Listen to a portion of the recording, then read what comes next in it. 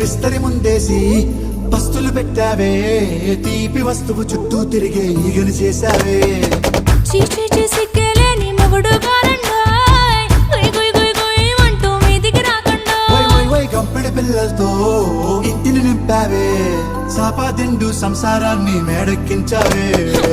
ఇరుగు పొరుగు ముందు సరసాల తండా రాకెట్టి పడుకోరే కుక్కలాగా మీ వాళ్ళు, ఏం చేస్తాం ఎక్కేస్తాం ఇట్టాగే డాబాలు. పెళ్ళయి సన్నాళ్ళే అయినా కానీ మాస్తారు, తగ్గేదే లేదంటూ నా కొంగనికే పడుతుంటారు. హే గోదారి గట్టు మీద రామసలకావే,